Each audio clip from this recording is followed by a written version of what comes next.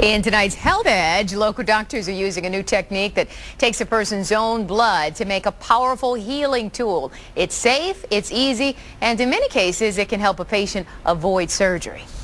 One more. Jody Treeweiler loves her job as a fitness instructor, but last summer, she started having trouble making it through her classes.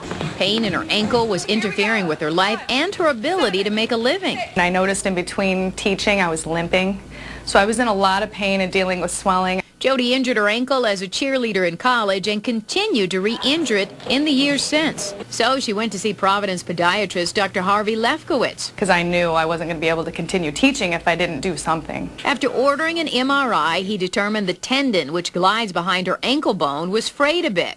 It should glide smoothly in its sheath like this rope.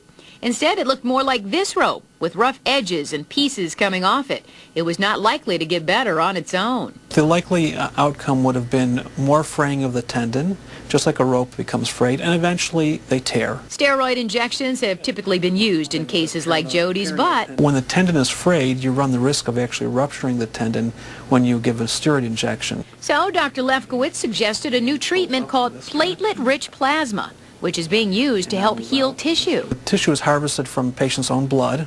The blood is put in a special centrifuge machine that helps to spin off the platelet cells, which are rich in growth factor. Those cells are then put into a syringe, placed into the patient's injured tissue with an injection. This can be done along with a surgical procedure, but Dr. Lefkowitz is primarily using it as a standalone treatment in cases like Jody's and for patients with heel pain. These are patients who have failed some more traditional treatments like perhaps casting, immobilization. Jody had the procedure done in August and took it easy for about 2 weeks.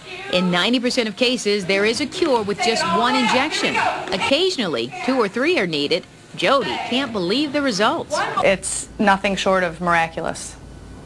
I didn't expect results like this.